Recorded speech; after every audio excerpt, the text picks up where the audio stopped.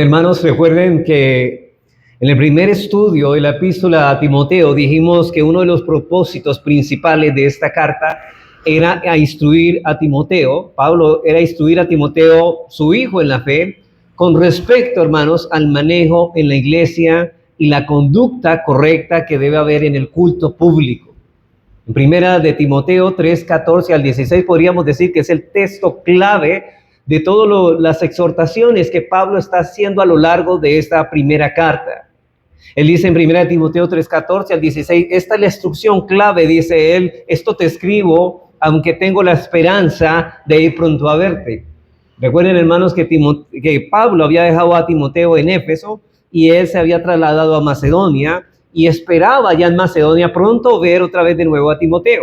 Dice, con la esperanza de ir pronto a verte, para que si tardo, dice Pablo, sepas cómo conducirte en la casa de Dios, que es la iglesia del Dios viviente, columna y baluarte de la verdad. Así que la preocupación de Pablo era que Timoteo comprendiera cuál era el comportamiento, la conducta correcta y apropiada que se debe tener cuando nosotros adoramos al Señor en el culto público. Y es precisamente en esta sección en donde él empieza un nuevo tema en el capítulo que acabó de leer el hermano en el capítulo 2.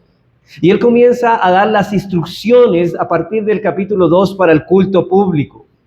¿Cómo debemos comportarnos en la iglesia si la iglesia es la casa de Dios?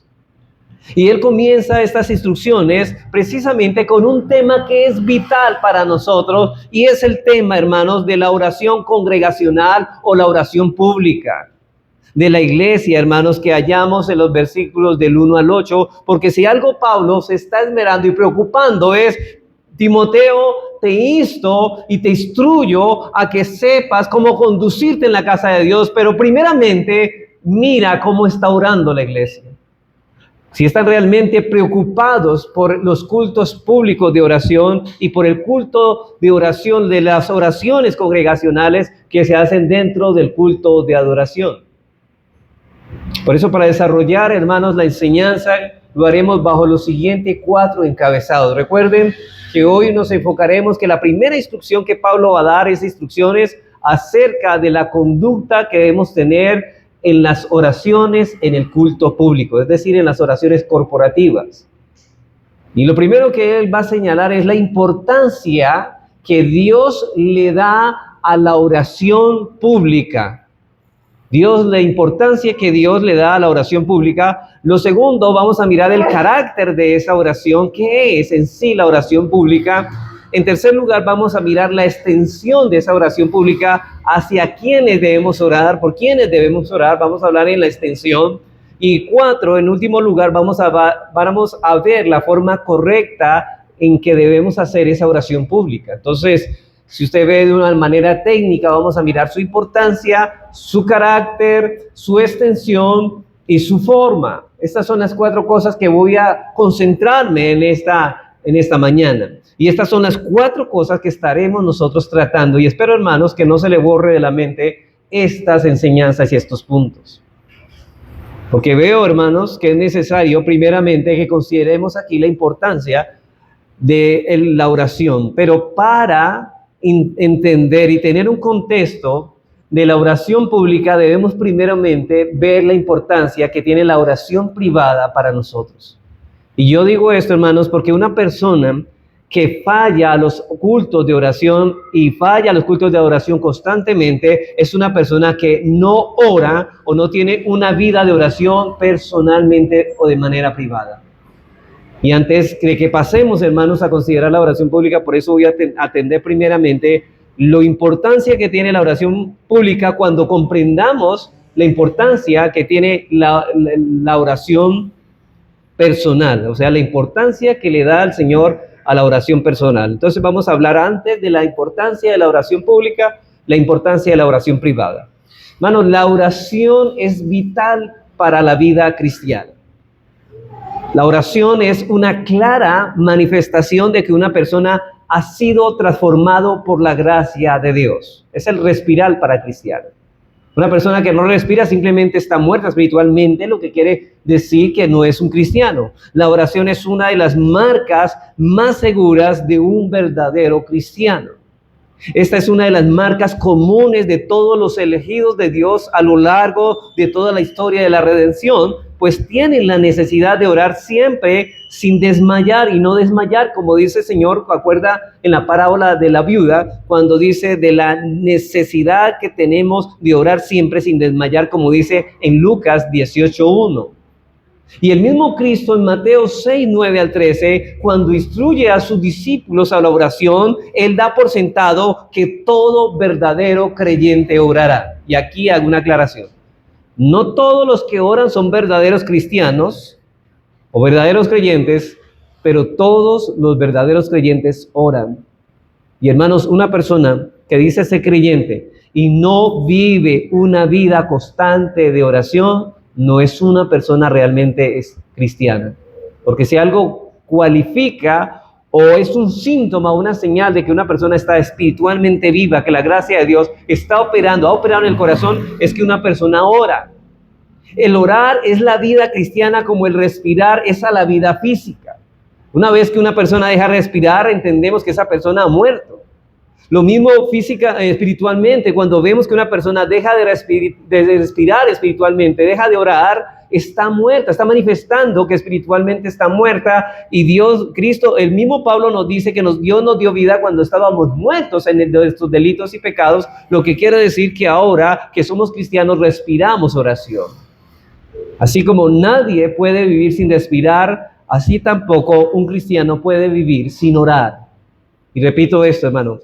Así como nadie puede vivir sin respirar, ningún cristiano verdadero puede vivir sin orar.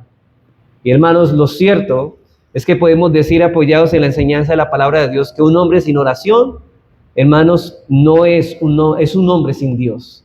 Un hombre sin oración es un hombre sin Dios. El salmista describe a los impíos en el Salmo 14:4, dice, aquellos que no invocan el nombre de Dios. El salmista señala que aquellos que no invocan el nombre del Señor simplemente son inconversos, son impíos.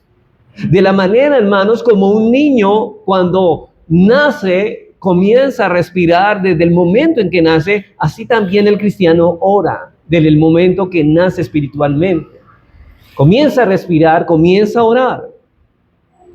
Juan Carlos Rael dice al respecto, dice, el hábito de la oración privada y de corazón es una de las evidencias más reveladoras de una verdadera obra del Espíritu Santo. Hermanos, el hábito, no dice la oración simplemente, sino el hábito de la oración privada y de corazón, no solamente de labios, de corazón, es una de las evidencias más reveladoras de una verdadera obra del Espíritu Santo, dice Juan Carlos Rael. Porque eso es lo que nos enseña la palabra. El hombre que ha sido despertado a la grandeza de Dios y a su propia debilidad y a su propio pecado, no puede hacer otra cosa, hermanos, que orar al Señor. Cada vez que veamos nuestra bajeza, como el Salmo 8 dice, ¿quién es el hombre para que tengas de él memoria? Cada vez que nos sintamos abrumados, hermanos, por nuestra pequeñez y la grandeza de Dios, esto nos moverá indefectiblemente a orar al Señor. Y el Señor da por sentado, hermanos, que todo pecador ha sido traído a la vida por el poder regenerador del Espíritu Santo, por el Espíritu Santo que ora. Pablo dice en Romanos 8:15, pues no habéis recibido el espíritu de esclavitud para estar otra vez en temor, sino que habéis recibido el espíritu de adopción por el cual clamamos Abba Padre. Como hijos de Dios oramos y clamamos por el espíritu Abba Padre. Por eso el Señor decía Padre nuestro. Cuando habla de la oración, instrucción, indica que todos los que oran son hijos de Dios.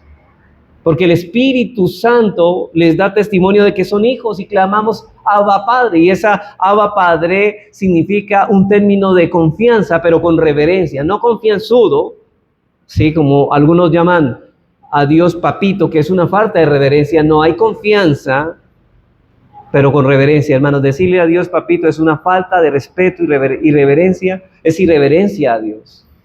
Por eso debemos respetar, Él es Dios, debemos tener confianza, acercarnos al trono de la gracia con temor, pero también con gozo y confianza.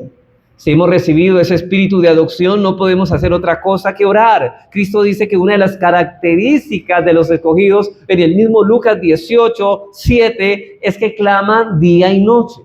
Claman día y noche, de manera que la oración es para el cristiano como la respiración para los seres vivos. Hermanos, es decir, un creyente no puede vivir sin orar. La vida cristiana no se puede vivir sin orar. Dios no tiene hijos sin palabras. Orar es una parte tan importante de su nueva naturaleza, así como lo es el llorar de un bebé. Hermanos, ¿qué bebé no llora? Así como parte de la naturaleza de una pequeña criatura, como un bebé es el llorar, parte de la naturaleza de un verdadero creyente es el orar. Ellos ven su necesidad de misericordia, de gracia, y esto los mueve a orar, sienten el vacío y debilidad y no pueden hacer otra cosa distinta, deben orar. Ahora, si la oración, hermanos, es tan importante para Dios, lo debe ser para el cristiano. Lo debe ser para el cristiano en su vida individual. Entonces, hermanos, también la oración pública o congregacional posee un lugar relevante para él. Si para el cristiano el orar en privado es algo importante y vital para su vida, el orar pública y corporativamente también es de demasiada importancia para él. Y lo que debemos deducir de esto es que quien no le da importancia a la oración pública o corporativa, esa persona tampoco le da mucha importancia a la oración privada e individual. Hermanos, una persona que es deficiente para orar en público, que realmente no expresa sus motivaciones y su importancia en el culto público, tampoco se le está dando donde no lo ven. Tampoco le da importancia a las oraciones privadas.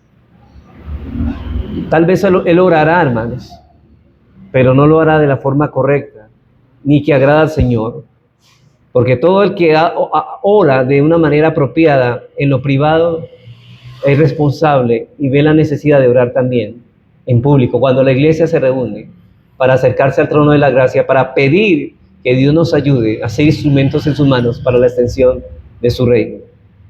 Así que ahora sí, pasamos al primer encabezado, hermanos.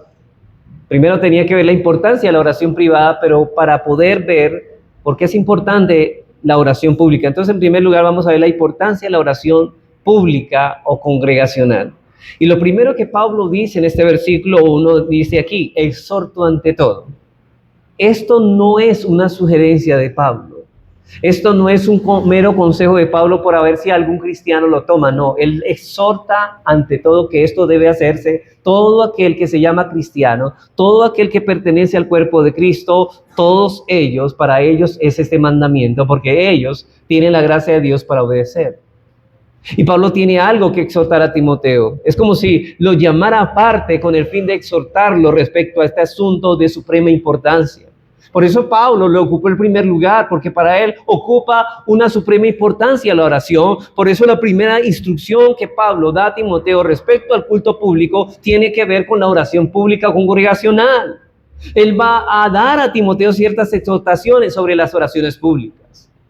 Y la frase ante todo que encontramos en este texto no se refiere a lo que primero tiene que hacerse en el culto público, porque lo primero que tiene que hacerse en el culto público no es orar, sino a que la oración congregacional juega un papel muy importante para la vida de la iglesia, hermanos. La oración pública o congregacional juega un papel muy importante, de vital importancia para la vida de una iglesia.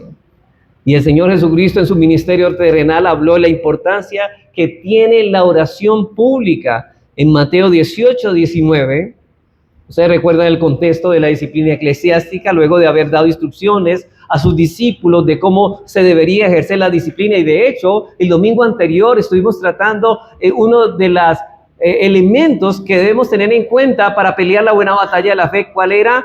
Era que nosotros ejerzamos la disciplina eclesiástica. Y precisamente en ese contexto el Señor va a hablar precisamente de la importancia que tiene la oración congregacional para nosotros, para los creyentes. Para un impío esto no es importante. Para un creyente tiene demasiada importancia. Así que Mateo 18, 19, luego de haber dado esas instrucciones, Cristo dice en el versículo 19, otra vez os digo que si dos de vosotros se pusieren de acuerdo en la tierra acerca de cualquier cosa que pidieren, les será hecho por mí, por mi Padre que está en los cielos, perdón, porque donde están dos o tres congregados en mi nombre, o sea, como iglesia. Aquí no están diciendo que dos se reúnen en una casa para orar, porque algunas personas dicen, es que yo me puedo reunir con dos o tres y Dios nos va a escuchar. No estamos hablando aquí, el Señor está hablando en el contexto de una congregación, de una iglesia constituida. Y esa iglesia tiene dos o tres miembros. Si se reúnen en el nombre del Señor, bajo el nombre y la autoridad del Señor, dice, si se reúnen porque donde están dos o tres congregados en mi nombre, allí estoy yo en medio de ellos. Hermanos, me preocupa la irreverencia a veces en un culto de adoración y de oración. ¿Sabe qué? No le importa que esta persona lo que está diciendo este texto. Dice el Señor, yo estoy en medio de ellos. ¿Cuánta reverencia debería haber de nosotros cuando sabemos que la presencia especial de Cristo está en ese lugar por el hecho de que la iglesia se ha reunido con un propósito loable para el fin de su reino? Y en Mateo 6 el Señor Jesucristo nos habló de la oración privada, pero aquí en Mateo 18 nos está hablando de la oración pública, es decir, de aquella oración que se hace en el contexto de una iglesia reunida como iglesia. Y el Señor señala aquí la vital importancia que tiene para la vida de una iglesia la oración pública. Hermanos, una iglesia que no ora corporativamente, esa iglesia está dispuesta a morir. Por cierto, hermanos, promete que si dos de vosotros se pusieren de acuerdo en la tierra acerca de cualquier cosa que pidieren, les será hecho por mi Padre que está en los cielos. La promesa es que Dios dará respuesta a esa oración de su iglesia. Y es interesante saber que cuando se inaugura la iglesia en el día de Pentecostés, en la venida del Espíritu Santo, hermanos, ¿cómo estaba la iglesia? Estaba reunida orando. Cuando vino el Espíritu Santo sobre toda carne, es tanta la importancia que Dios le da que el Espíritu Santo vino sobre una iglesia reunida para orar, y en esa oración pública Dios se hizo presente y el Espíritu Santo fue derramado sobre toda carne. Y uno de los aspectos que caracteriza a la primera iglesia, a la iglesia de Jerusalén, nos dice en Hechos 2:42, después de que esa iglesia se constituyó como iglesia, dice que una de las características que identificaban a la primera iglesia en Hechos 2:42 es que ellos perseveraban en las oraciones. Y aquí no está hablando de las oraciones privadas, está hablando de las oraciones públicas, porque está hablando de la iglesia. Perseveraban en las oraciones. De las oraciones que se hacían de manera pública, de las oraciones congregacionales. Y en la oración congregacional es donde manifestamos como pueblo del Señor nuestra confianza y nuestra dependencia de Dios. ¿Sabe qué es lo que estamos diciendo, Señor? Esta iglesia no podrá seguir adelante, no podrá llevar ninguna tarea exitosa a menos que nosotros doblemos nuestras rodillas y nos reunamos un día para orar a ti, para levantar nuestro clamor a ti. Por eso una iglesia que no ora de manera apropiada como iglesia está carente de la principal fuente de poder que Dios ha otorgado. Además, la fuente de poder es Dios, pero el medio para llegar a esa fuente de poder es la oración, y la oración pública en este caso. Por eso es que, hermanos, hay un peligro aquí. ¿Por qué no estamos siendo tan eficaces en nuestra predicación y en nuestra vida cristiana? Porque no estamos orando, o no estamos orando bien. Lastimosamente, los cultos de oración son los cultos menos concurridos.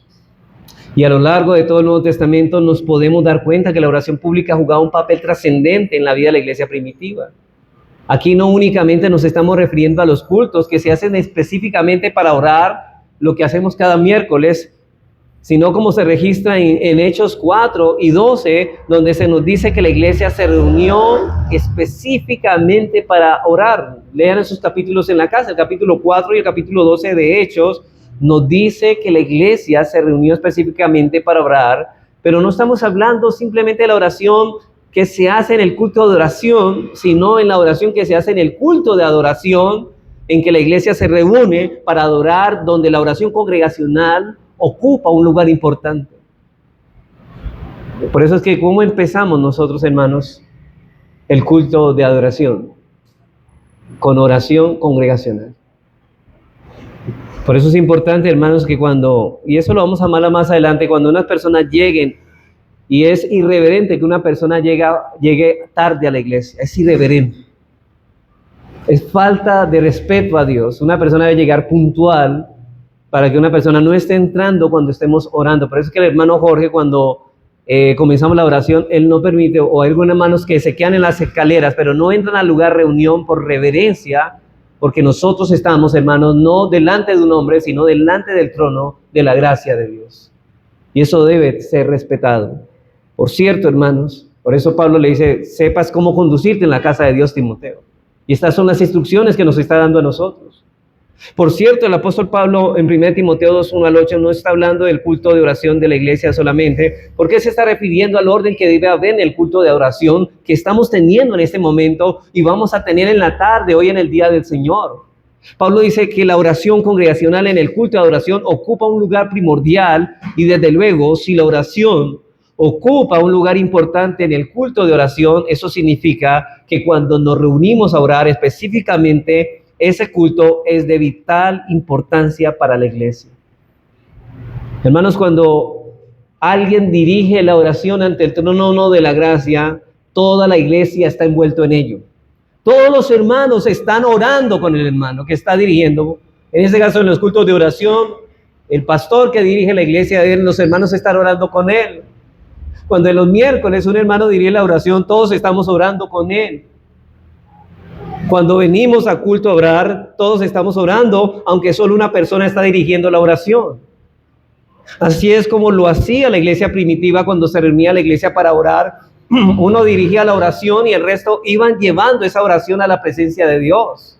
Hay un hermano que dirige y nos lleva al trono de la gracia y nosotros vamos con él a presentarnos en esa oración que él está presidiendo. Por ejemplo, en Hechos 4:24, la iglesia estaba reunida para orar y allí se nos dice lo siguiente. Dice, ustedes recuerdan que ellos estaban orando por una necesidad y era que los apóstoles estaban encarcelados. Y dice, y puestos en libertad vinieron a los suyos, ya siendo liberados estos apóstoles, y contaron todo lo que los principales sacerdotes y los ancianos les habían dicho. Y noten esto, versículo 24, y ellos, habiendo oído, alzaron unánimes la voz a Dios y dijeron, soberano Señor, tú eres el Dios que hiciste el cielo y la tierra, el mar y todo lo que en ello hay. Y es interesante, hermanos, que en este texto dice que todos alzaron unánimes la voz a Dios. Esto significa que todos estaban en un mismo espíritu. Ahora, no significa que todos estaban hablando, sino que todos estaban en un mismo espíritu. Y es lógico, hermanos, que por el contexto del pasaje, que un hermano dirigió la oración ante Dios y todos con un mismo espíritu clamaban juntamente con ese hermano, y no como se hace en algunas iglesias donde todos hablan en voz alta, y debe haber sido así, hermanos, por ejemplo, en el caso de Hechos, si eso hubiera ocurrido allá, Lucas no habría podido registrar las palabras de esta oración si todos hablaban a la vez. Pero ¿por qué él pudo colocar esas palabras específicas? Porque había una persona que estaba dirigiendo la oración y él pudo ver claro y entendible lo que estaban orando. Mientras él oraba, todos oraban con él, pero de manera silenciosa. Y esto es precisamente lo que habla Pablo en 1 Corintios 14:15. Pero en la oración congregacional, en el culto público, dice él, ¿qué pues? Oraré con el espíritu, pero también oraré, dice, pero oraré también con el entendimiento, o sea que estamos entendiendo lo que estamos orando. Cantaré con el espíritu, pero cantaré también con el entendimiento. Noten los elementos de la adoración, porque si bendices solo con el espíritu, el que ocupa el lugar de simple oyente, ¿cómo dirá amén a tu acción de gracia? Pues no sabe lo que has dicho. Por eso los hermanos que dirigen la oración tienen que ser muy claros al orar. Porque ¿cómo podemos decir al amén si siquiera el hermano oró por la petición que le pedimos? A eso es lo que se está refiriendo. Un hermano nos lleva al trono de la gracia, pero tiene que orar con entendimiento y nosotros escuchar con entendimiento para poder decir amén. Porque si no sabemos, hermanos, qué es lo que el hermano ha orado, entonces ¿cómo podemos decir amén a eso? Cuando todos levantan la voz, ninguno de los que están en la iglesia puede decir amén al que dirige la oración porque todos están hablando al mismo tiempo.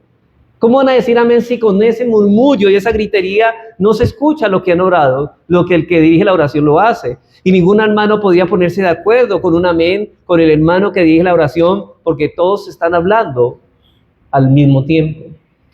Así que la oración, hermanos, para Dios, en su palabra, tiene una importancia vital para la vida de la iglesia. Y hermanos, si para Dios es importante, para nosotros lo debería ser. Si para Dios la oración congregacional es importante, hermanos, y tú no tienes como importante las cosas de Dios, entonces tú no amas a Dios. Deberíamos preguntarnos, hermanos, si la oración congregacional tiene un lugar de mucha importancia en la vida de la iglesia, ¿no se supone, hermanos, que todo creyente debe encontrarse allí a menos que una causa justa le impida estar presente? ¿Cuántos se ausentan, hermanos, sin ninguna causa justa? Ay, pastor, me dolió la cabeza, yo no voy a culto. Eso no es una razón justificable, hermanos, para fallar. Pastor, es que tenía una actividad y la voy a hacer ahora porque se me presentó, tengo que hacer algo. Eso no es, hermanos, una razón justificable. Usted no puede suplantar un compromiso primordial en su vida cristiana por otra actividad que se puede hacer en otro tiempo, hermanos. Y entiendo, hay cosas que no se pueden trasladar para otro día porque es urgente, de extrema necesidad y hay que hacerlo en el momento. Pero ¿qué de cosas que se pueden reservar para otros días? Y sin embargo, hermanos, preferimos sacrificar el culto de oración y ausentarnos de ellos y hacer lo que nos compete en la vida secular. Hermanos, faltar a un culto de oración es una falta muy grave. Yo quiero que eso quede grabado en sus conciencias. Yo quiero cargar sus conciencias en cierta manera, hermanos. Faltar a un culto de oración sin una causa justa o razonable es una falta gravísima a los ojos de Dios. Y solo se debe faltar por una causa que sea justificable.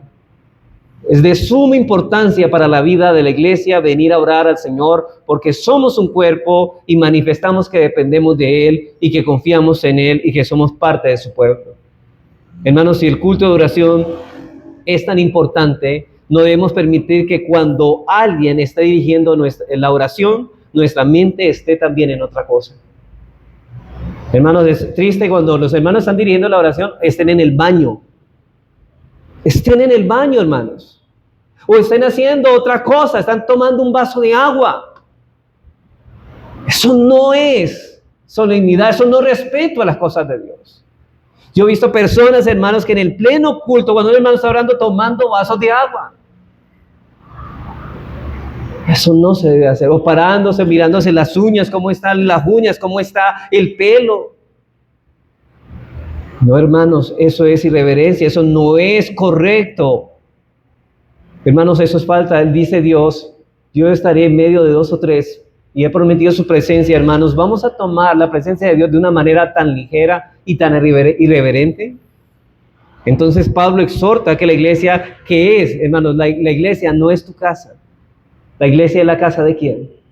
Es la casa de Dios. Pablo le dice para que sepas cómo conducirte en la casa de Dios, que es la iglesia. Pero algunos toman la iglesia como si fuera la casa. En cualquier momento puedo entrar al baño, puedo tomar agua. Hermanos, eso es irrespeto, es la casa de Dios. Cuando estamos orando, hermanos, estamos dirigiendo nuestras palabras al trono de la gracia. Y cuando estamos predicando, Dios está hablando a través de la predicación de la palabra. ¿Cómo es posible que personas durmiendo en el culto, hermanos? Eso es irrespeto. No se duermen para una novela, pero para venir a la iglesia y dormir, sí. Falta reverencia, hermanos. ¿Cuántos dejamos que nuestros hijos hagan lo que hagan, hermanos, cuando están distraídos y permitimos que nuestros hijos se distraigan con jueguitos? Cuando debes de estar reverentes en la casa de Dios. Ahora, hermanos, ¿qué clase de oración Si esto es lo que vemos, si Dios le da importancia, si debemos tener temor de esto, ahora la segunda pregunta es, ¿qué clase de oración es la que la iglesia debe hacer cuando lo hace de manera pública? ¿Qué clase? Ahora, ¿es importante? Sí, hermanos, demasiado importante. Pero esto nos lleva a nuestro segundo encabezado. Vamos a mirar el carácter de la oración pública en el versículo 1. Dice Pablo: exhorto ante todo que se hagan rogativas, oraciones y peticiones y acciones de gracias por todos los hombres. Pablo usa 4 términos para mostrar el carácter de la oración pública, 4 palabras que describen la naturaleza de la oración pública, que parecerían casi sinónimas, pero que Pablo no tiene la intención de hacer repeticiones sin sentido. Más bien, cada una de esas palabras tiene un énfasis específico con respecto al carácter de la oración pública. Y lo primero que encontramos aquí es que se hagan rogativas. Es la primera palabra y se refiere a peticiones por el cumplimiento de algunas necesidades específicas que se hacen sentir. Hermanos, un hermano está enfermo, debemos hacer rogativas. Un hermano está pasando por una situación difícil, debemos hacer rogativas. Porque estamos enteramente conscientes de nuestra dependencia a Dios en todo. Uno pide que esta enfermedad en particular sea quitada o que estas noticias inquietantes puedan ser dirigidas para el bien, etcétera, etcétera.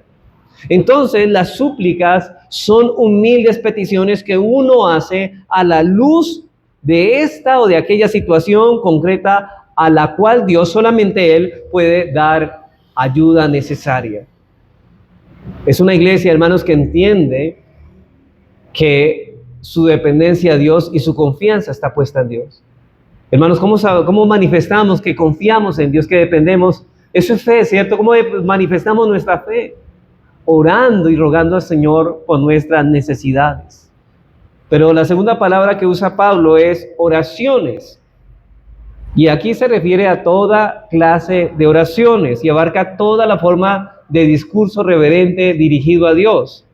Y puesto que es claro que cada una de las otras 3 enfatiza un aspecto en particular de la oración, esta palabra enfatiza toda oración pública debe ser un discurso reverente dirigido hacia Dios y enfatiza reverencia y adoración. Reverencia y adoración. Por eso es que mientras la iglesia está orando, no se debe permitir que nadie entre al salón de reunión, porque eso es una falta de respeto al Señor. Hermanos, se supone que la iglesia debe estar completamente en reverencia, ya que estamos no delante de un hombre, estamos delante del mismo Dios en su lugar santísimo. Pero la tercera palabra que usa Pablo para describir el carácter de la oración pública no solamente son ruegos y oraciones, sino peticiones. Esta palabra enfatiza un ruego a favor de otros como intercesión.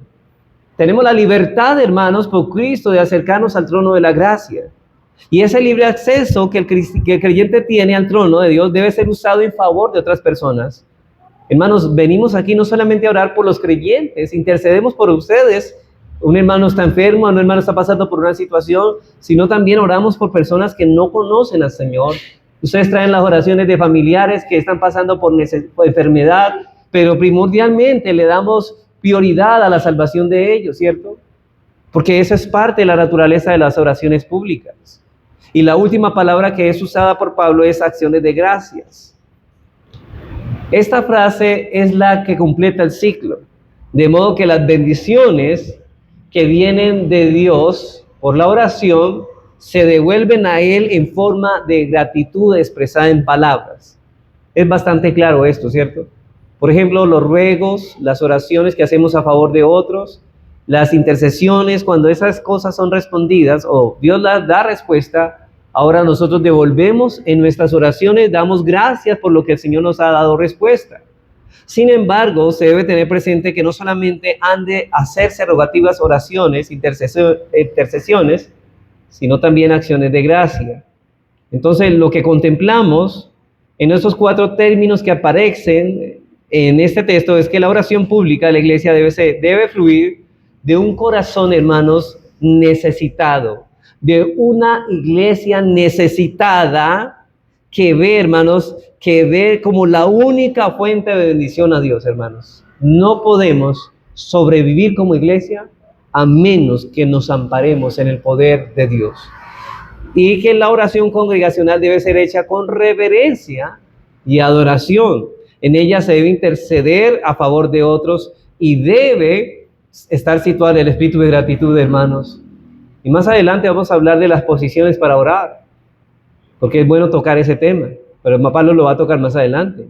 Este es el carácter que Pablo presenta aquí en la oración respecto a su carácter. Pero en tercer lugar, Pablo, ya después de hablar de la importancia que tiene la oración congregacional y del carácter que tiene la oración pública, pasa a hablarnos de la extensión de la oración pública, la extensión. ¿Por quiénes debemos orar? ¿Acaso solamente la oración debe ser dirigida para los creyentes? ¿Acaso el reino de Dios no solamente es intensivo?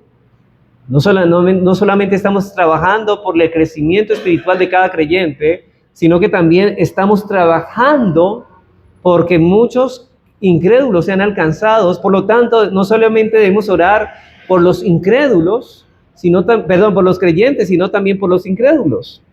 Dice, exhorto ante todo, dice Pablo en el versículo 1 y 2, que se hagan rogativas, oraciones, peticiones y acciones de gracias por todos los hombres. Y aquí la palabra que quiero recalcar es por todos los hombres, por los reyes y por todos los que están en eminencia. Noten las palabras de Pablo. Hermanos, nuestras oraciones no deben circunscribirse a cierto círculo de personas solamente.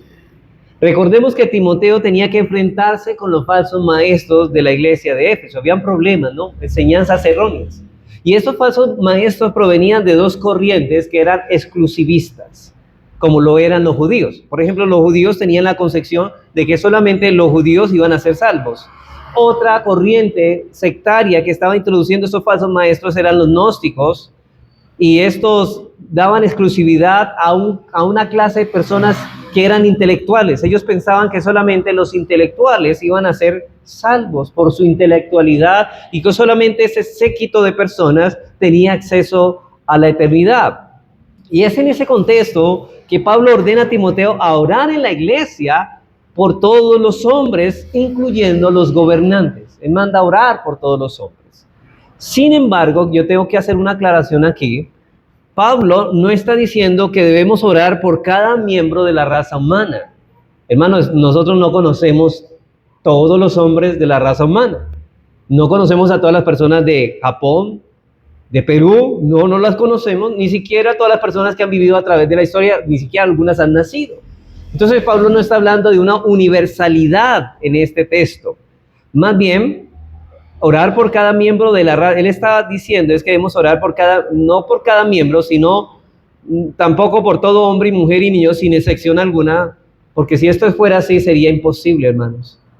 La expresión todos que encontramos en la Biblia no siempre se usa de manera literal, sino muchas veces de forma general, como la usamos frecuentemente nosotros. Por ejemplo, con frecuencia nosotros no usamos la expresión todo el mundo, todos los hombres o todos sin referirnos a toda la raza humana. Por ejemplo, cuando decimos, si todo el mundo está listo, puede empezar la reunión. La pregunta es, ¿acaso está hablando de todo el mundo? Chinos, japoneses, rusos, franceses, ¿está hablando de todos? No, todo se refiere a todos las personas que están ahí, o sea, de manera general. O sea que nos referimos a todos los que habitan en la tierra, de luego que no. Así que cuando la Biblia encontramos la expresión todos, no siempre hace referencia a todos los miembros de la raza humana. Por ejemplo, vamos a mirar varios textos de la Biblia que muestran que eso no es así. Marcos 11:32, ahí se nos dice, el Señor Jesucristo habla y se nos dice que todos tenían a Juan como verdadero profeta. Hermanos, ¿todo el mundo tenía a Juan como verdadero profeta? ¿Acaso por ejemplo, en India sabían que Juan era profeta? ¿En China? Obviamente, ese todos no está refiriéndose a todo el mundo, a todo miembro de la raza humana, sino a todo el mundo en general. Eso no quiere decir, hermanos, que todo miembro de la raza humana tenía a Juan como verdadero profeta, porque ni siquiera muchos de los judíos creían en esto. En Marcos 1:36 al 37,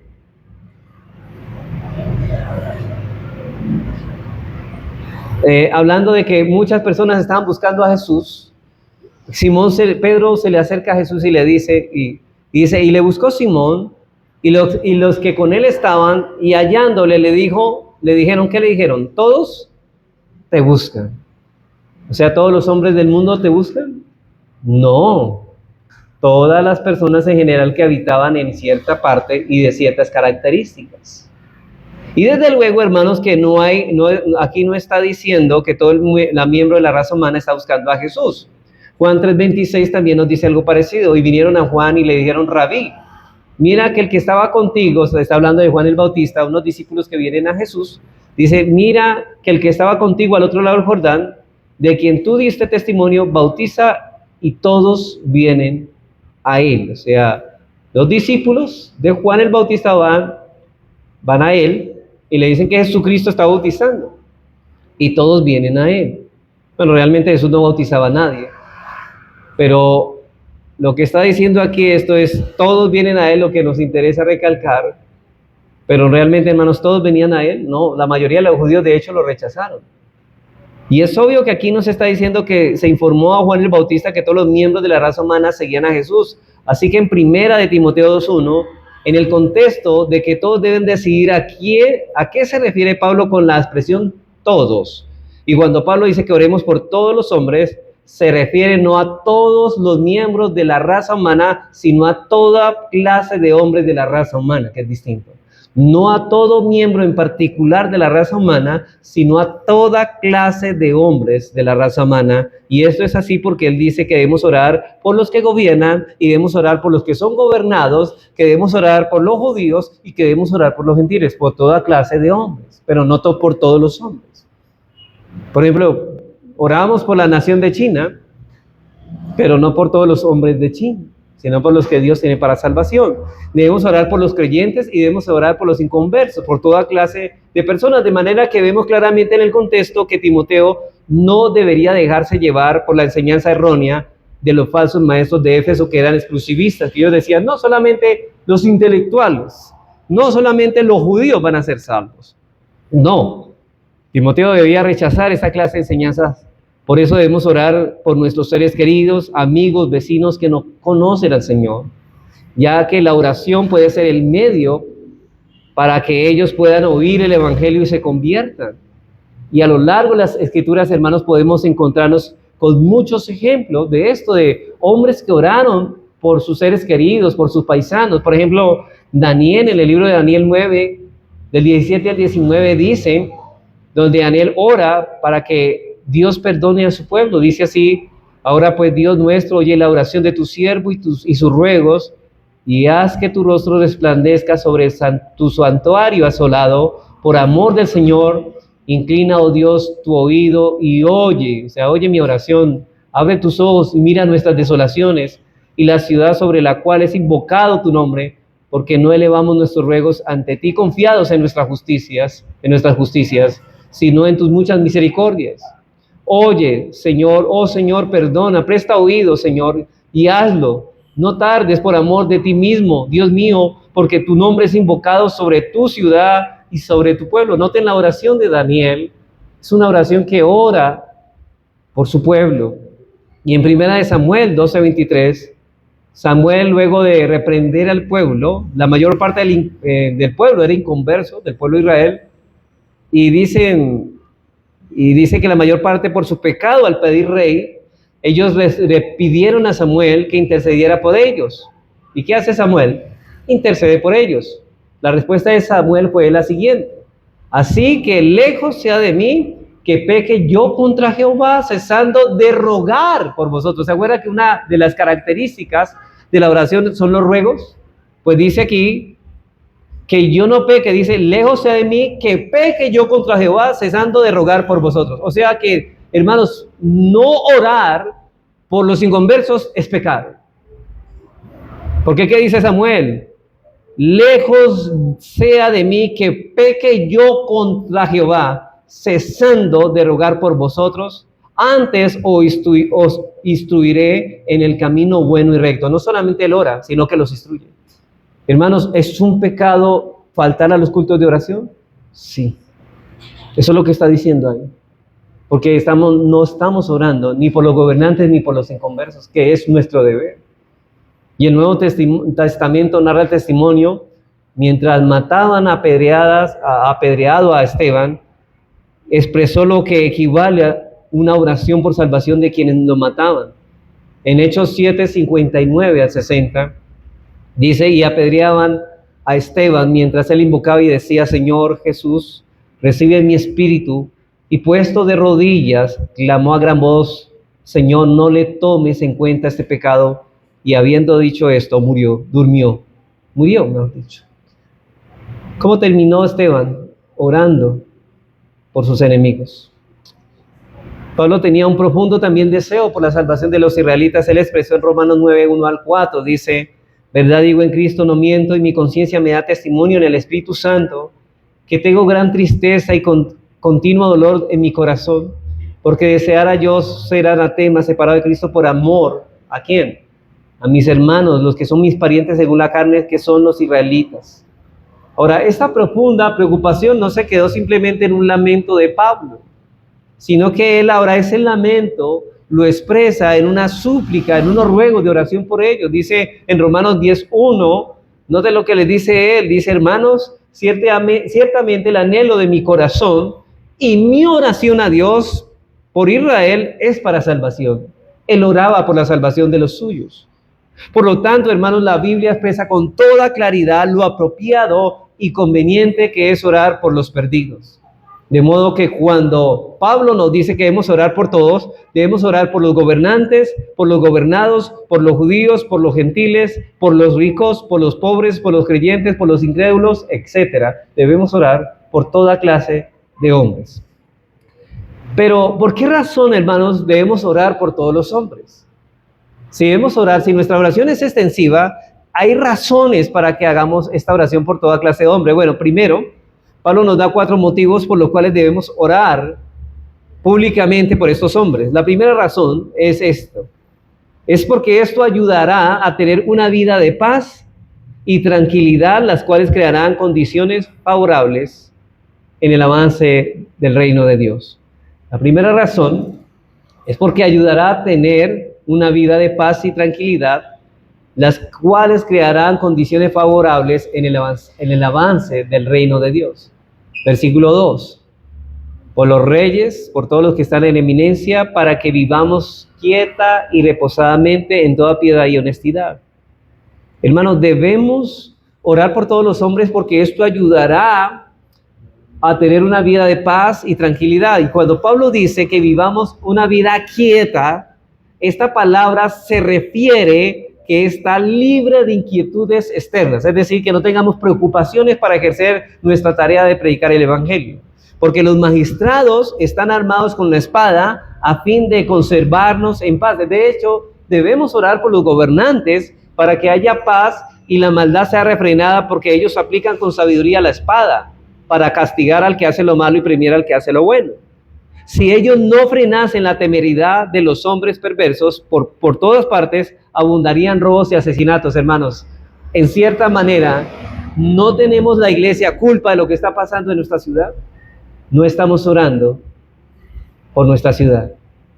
Y deberíamos estar orando por ellos insistentemente, por los que nos están gobernando, para que ellos utilicen la espada de una manera correcta. Y la espada no me refiero literalmente a una espada, hermanos. Me estoy refiriendo a que ellos ejerzan autoridad y condenen con medidas drásticas y ejemplares a lo que hacen los malos, para que aprendan a temer. Y por cierto, hermanos, la estabilidad de una nación no depende de las marchas, no depende, hermanos, de las cosas que hacen la gente con pancartas, no. La estabilidad de una nación depende de que la iglesia aprenda a orar públicamente. ¿Ustedes quieren ver una nación transformada y cambiada? Hermanos, la oración cambia las cosas. Pero la pregunta es, ¿cuántos creemos esto? Nosotros por eso no estamos orando.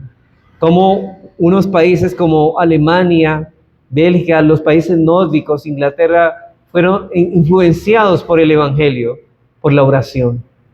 Y desde luego, hermanos, esto solamente alude al verdadero propósito de la oración por los que gobiernan. Pablo ciertamente no quiere fomentar, hermanos, la vida fácil, sus propósitos no son egoístas, hermanos. No queremos tampoco vivir cómodamente, no, hermanos. Estamos orando, es para que el contexto de esta oración es la salvación de los pecadores. Eso es lo que estamos intentando, hermanos, para que viviendo en quietud en el entorno podamos predicar el evangelio a los pecadores. De hecho, ¿cuántos lo hacen? Si la iglesia está en quietud y está en una nación que está en paz, facilitará la extensión del evangelio para la salvación de los perdidos. A fin de vivir quieta y reposadamente, Pablo exhorta a los creyentes a procurar la piedad y honestidad. Hermanos, de nada sirve a una iglesia vivir en un país en paz si sus miembros no son piadosos y no son honestos. Si no son piadosos. La palabra piedad hace referencia a nuestra relación con Dios y la palabra honestidad hace referencia en nuestra relación con los demás hombres. Así que, hermanos, que los creyentes han de caracterizarse con un compromiso de vivir tratando que su conducta o actitud hacia Dios y hacia los hombres sea irreprensible. Que ambas cosas contribuyan a la tranquilidad y a la quietud, y es de esa manera en la que podemos o en que la iglesia será poderosa en la evangelización. Hermanos, mientras esto no pase, no vamos a tener ningún efecto en nuestra evangelización porque estamos siendo irreverentes en la oración. Porque no estamos pidiendo con fe, porque los hermanos no saben quizás orar bien, porque tampoco están bien instruidos, porque no asimilan la palabra que aprenden. Y la segunda razón, ¿sabe por qué debemos orar por todos los hombres? Porque esto es conforme a la voluntad de Dios. Debemos orar por todos los hombres públicamente porque esto es agradable a Dios, versículos 3 y 4. Porque esto es bueno y agradable delante de Dios nuestro Salvador, el cual quiere que todos los hombres sean salvos y vengan al conocimiento de la verdad. Ahora, Dios define la oración por todos los hombres como algo noble y espiritualmente correcto.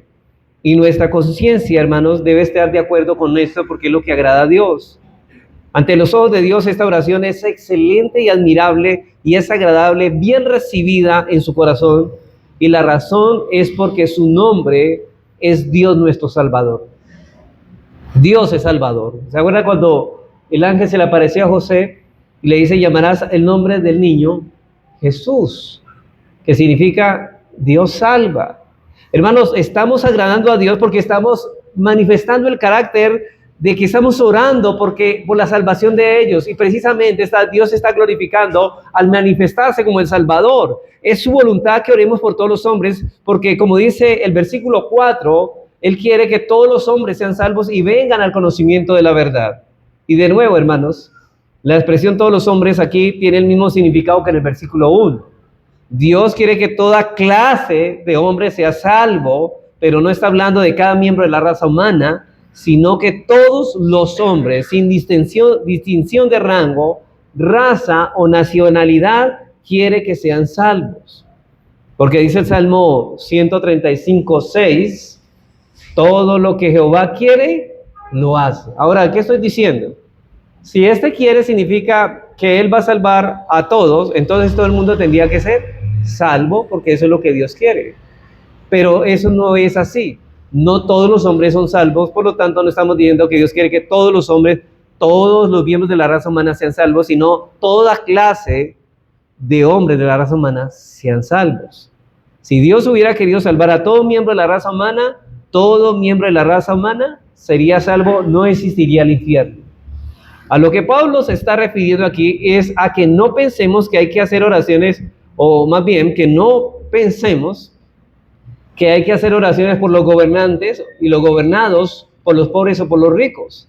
No, la intención de Dios, nuestro Salvador, es que todos los hombres, sin distinción de rango, raza, nacionalidad, sean salvos. Dios quiere que toda clase de hombres sean salvos, y por eso en la culminación de nuestra redención encontramos, hermanos, no a todos los hombres siendo salvos, sino a toda persona, a toda clase de personas siendo salvos. Por ejemplo, dice en Apocalipsis 5:9, dice Juan, dice que la sangre de Cristo, noten que estas personas ya están en el estado eterno, y dice que la sangre de Cristo nos ha redimido para Dios de todo linaje y lengua y pueblo y nación. Pero Juan no dice a todo linaje lengua, pueblo y nación, no, él dice de todo. Así que Dios quiere que toda clase de hombre sea salvo. Y Pablo añade, y vengan al conocimiento de la verdad. Hermanos, una cosa es que una persona conozca acerca del Evangelio y otra cosa es que la persona conozca el Evangelio. Hay muchas personas que conocen del Evangelio, pero no conocen el Evangelio.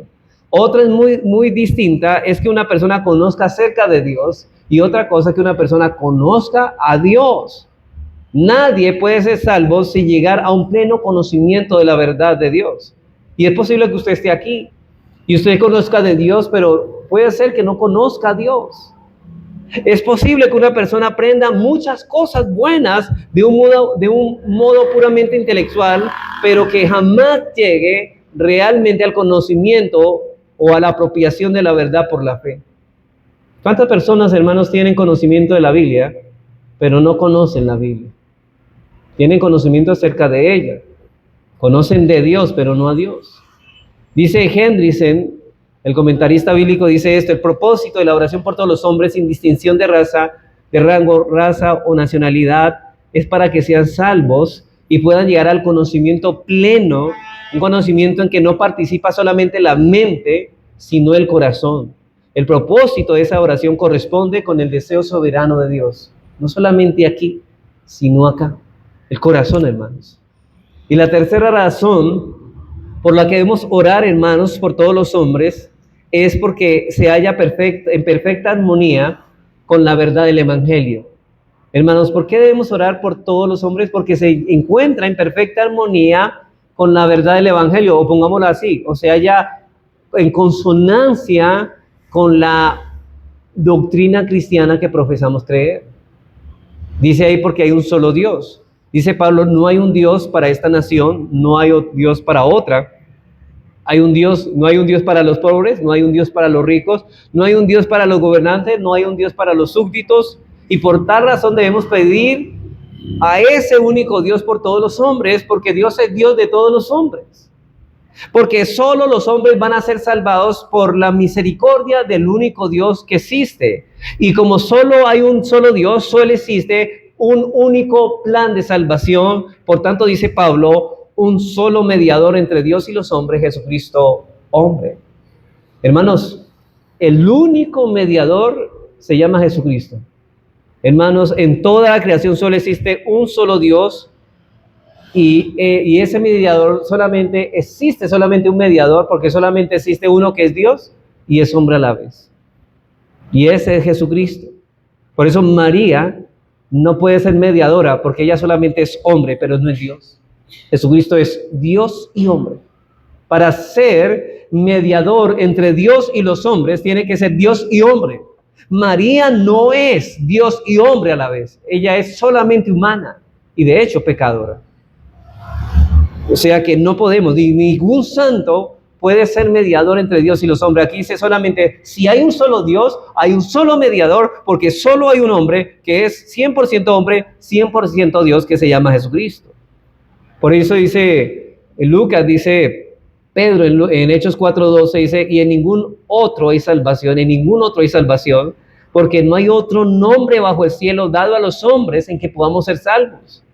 No nos acercamos a través de Dios, a través de la intercesión de los ángeles, de los santos o de María. Eso no se encuentra, hermanos, en ninguna parte de la Escritura, hermanos. La intercesión de María, de los santos y de los ángeles, eso no es bíblico.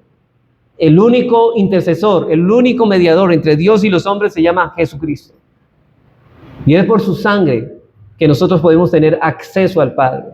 Solo por medio, hermanos, de Jesucristo, los hombres pueden acercarse a Dios, y como es no solo, debemos orar por todos los hombres, porque Él nos salva más bien a través de Cristo.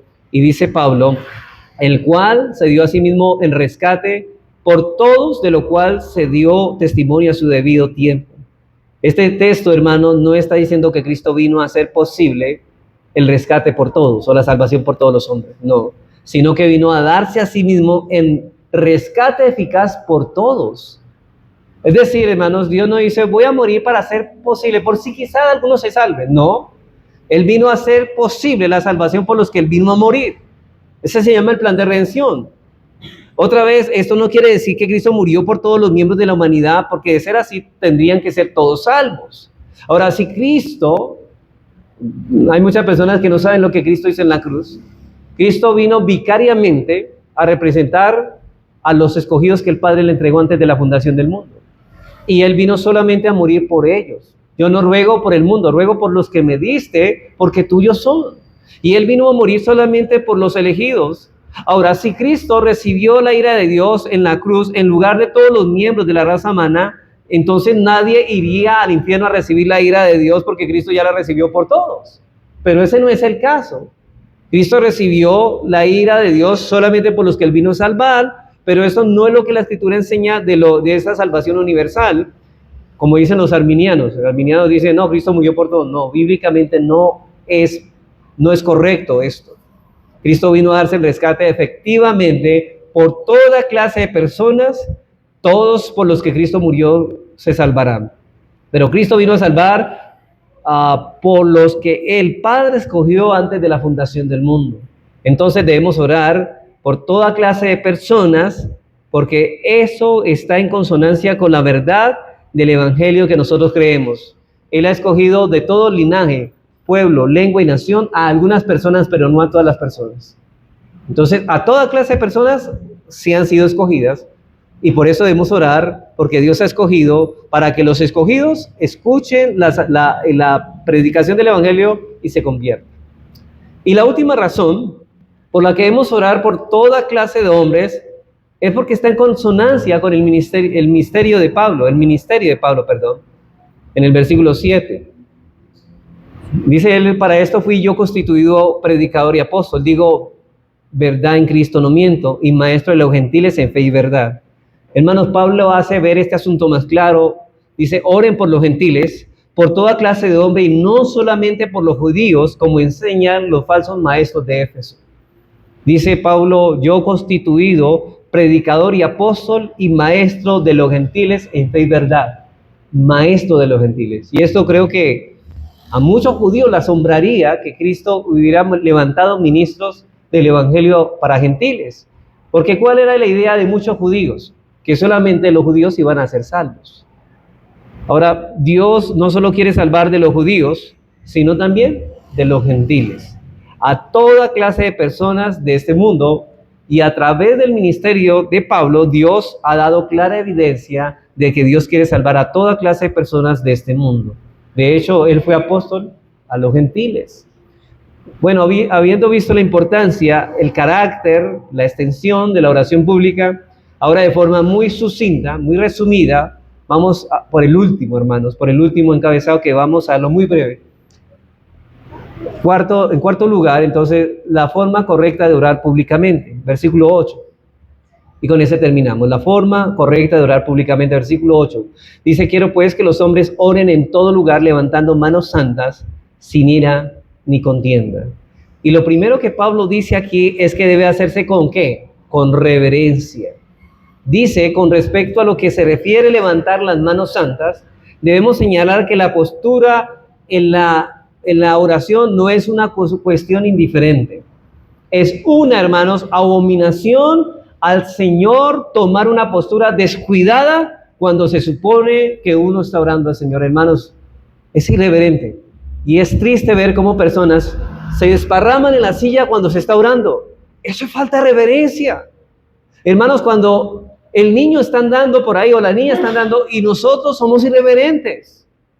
Hermanos, no debemos ser tan irreverentes. Hay personas, hermanos, que inclusive están al lado de la pared y se recuestan así para orar.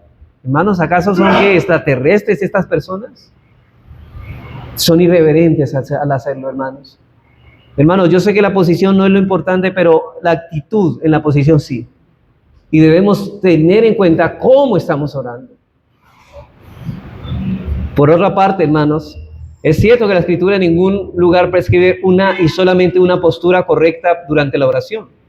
Se indican diferentes maneras de orar. Por ejemplo, en la Biblia aparece, usted está a lo largo de la Biblia, verá que unas personas oraron de pie, otras con las manos extendidas levantadas al cielo, como Moisés en el caso del monte con Josué, con la cabeza inclinada, con los ojos levantados al cielo, de rodillas, postrado con el rostro a tierra, etcétera. Hay muchas posiciones que la Biblia nos muestra de cómo orar. Pero lo que se quiere decir es que en la Escritura no existe una postura específica para orar. Sin embargo, lo que se enfatiza a través de las Escrituras y también del pasaje que estamos estudiando no es la postura del cuerpo o la posición de las manos, sino la actitud interna del alma, es la reverencia. Pero hermanos, muchas veces personas descuidadas, como se sientan en la silla o como realmente se recuestan o realmente están mostrando irreverencia. Hermanos, a no ser cuando nosotros estamos en el culto público, si nosotros hemos puesto de acuerdo a orar todos de pie, ¿qué vamos a hacer? A menos que algo lo impida, ¿no? A menos que tenga un problema, que usted no se pueda parar por alguna situación física que le impide pararse. Pero hermanos, si usted puede estar de pie esos minutos, y no son muchos, para leer la Biblia, para orar en ese momento, deberíamos hacerlo. Cuando nos ponemos de acuerdo para ponernos en pie. Porque eso muestra nuestra irreverencia y de hecho nuestro irrespeto a Dios. Hermanos, yo tengo la plena certidumbre, y esto es así, que una persona que no respeta a Dios no respeta a ningún hombre. Si no respeta al Dios, creador y dueño del universo y señor del universo, ¿qué esperamos? Que nos respeten a nosotros. Por eso un niño que no se le enseña a respetar a Dios, hermano, cuando esté grande, no espere que respete a los demás, ni a usted como padre lo respete. Porque si no enseñamos a respetar a nuestros hijos, que nuestros hijos respeten a Dios, hermanos, no esperemos que nos respeten a nosotros y respeten a otras personas. Eso se cultiva dentro del culto de oración, se cultiva en nuestros cultos familiares y públicos. Y lo segundo, hermanos, que Pablo dice es que la oración pública solo deben dirigir los hombres la oración. Y esto es importante, porque muchas personas preguntan, bueno, ¿y las mujeres que vienen al culto de oración qué hacen? Pues vienen a orar. Pero no es que los hombres son los que oran, no, los hombres son los que dirigen la oración, pero ustedes oran, porque no todos los hombres dirigen la oración. Podríamos decir, bueno, ¿y qué hacen los hombres que no dirigen la oración? Pues están orando con el que dirige la oración, igual que las mujeres que no dirigen la oración. Pero aquí claramente es importante recalcar que Pablo no usa aquí, y aquí es importante entender el idioma griego, porque el Pablo en este versículo, cuando dice quiere que todos los hombres levanten manos santas sin ira ni contienda, no está utilizando el término antropos, que hace referencia a los miembros de la raza humana, hombre o mujer. No, el término que él utiliza aquí es la palabra griega andros, que significa varón, masculino, no mujer. Él no está diciendo mujeres, hombres, no, dice varones. Dirijan ustedes la oración. Por tanto, lo que Pablo está diciendo aquí es que cuando se ora públicamente, son los varones quienes deben dirigir la oración, no las mujeres. Y eso también aplica para los devocionales en la casa. A menos que el esposo diga, amor, quiero que ores tú. Pero en la iglesia, ¿quiénes deben orar públicamente? Los varones. Hermanos, aquí está hablando claramente. Cuando nosotros hacemos caso omiso de esto, estamos haciendo no lo que Dios dice, sino lo que a nosotros nos parece. Porque muchas iglesias ponen a orar a las mujeres, porque a ellos no les importa lo que Dios manda aquí. O por ignorancia o por rebeldía. Hermano, la iglesia es la casa de ¿quién? ¿Y quién manda en la casa de Dios? O sea, ¿vamos a hacer lo que queremos nosotros o lo que Dios quiere? Eso no es vivir bajo la voluntad de Dios. Así que, hermanos, lo hacemos porque Dios lo manda. Pero si alguien pregunta, entonces, ¿qué hacen las mujeres cuando un varón está dirigiendo la oración? Están orando, igual que los varones que no están dirigiendo. Y el hecho de que las mujeres no deben dirigir la oración, esto no significa que no tengan el deber de orar con el pueblo de Dios. Ahora no me van a decir, hermano, como yo no puedo dirigir la oración, no vengo al culto. No, en ninguna. Usted tiene el deber de orar. El problema es que no estamos diciendo que usted no tiene el deber de orar. El problema es que usted no tiene la responsabilidad como mujer de dirigir las oraciones, que es una cosa muy distinta. Por cierto, hermanos, Pablo da por sentado la presencia de la mujer en el culto público, y usted lo mismo va a leer en el versículo 9. No vamos a tratar eso hoy, pero dice, asimismo, las mujeres, en el versículo 9, porque va a incluir, él da por sentado que las mujeres estarán en el culto público de oración. Hermano, ahora usted pregunta, bueno, ¿y cómo debemos? ¿Hay una orden bíblica cómo orar las mujeres? Listo, sí, hay una orden bíblica. Y lo que Pablo quiere enseñar es que las mujeres deben orar como oró ¿quién? Ana. Ustedes saben cómo oró Ana, ¿no? Cuando oraba por su hijo Samuel. Dice en Samuel 1, 1 Samuel 1:13, dice así: Ana hablaba en su corazón y solamente se movían sus labios y su voz no se oía. Esa es la oración. Primera de Samuel 1:13 dice: Ana hablaba en su corazón y solamente se movían sus labios y su voz no se oía. Así es que deben orar las mujeres cuando se hace el culto público. Y lo tercero que Pablo dice es que los varones que dirigen la oración deben tener una actitud interna apropiada. Lo tercero que Pablo dice es que los varones que dirigen, hermanos, la oración deben tener una actitud interna apropiada. Hermanos, la persona que dirige la oración debe estar segura de que en su vida no hayan cosas que estorben. Por ejemplo, Pedro dice que si un hombre no trata a su mujer con sabiduría y tiernamente como vaso más frágil, sus oraciones van a tener estorbo. Ese hombre no debe orar y debe ser consciente, pastor. Yo no he arreglado bíblicamente una cosa con mi esposa, no me pongo a orar. Porque esa oración va a quedar en el aire, no va a ser respondida por el Señor. ¿Por qué? Porque ese hombre no ha removido los estorbos que tiene al tratar a su esposa, no con delicadeza, no como vaso más frágil, no con respeto, no con sabiduría.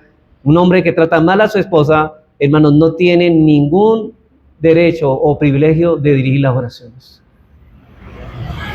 Y es interesante porque Dios dice: ama a tu esposa como Cristo amó a la iglesia. Hermanos, si no hace eso, ¿para qué orar? ¿Para qué oramos? Para que Dios haga su voluntad. Pero usted no está haciendo la voluntad de Dios con su esposa, entonces, ¿para qué ora?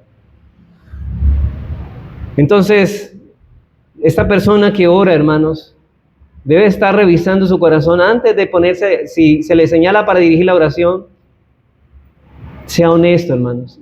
Ahora, no lo diga cuando se le diga antes de orar, sino que esa persona debe estar clara antes de empezar el culto. Y trate de arreglar ese asunto. No venga, hermanos. Pues no se trata de que no arregle el asunto, hermanos. Arregle sus asuntos bíblicamente para que no estorben. Bueno, hermanos, quiero concluir. Ya se me fue demasiado tiempo. Aproveché que no tuve escuela, pero me alargué aquí para lo que no di en la escuela, lo di en esta predicación. Conclusión.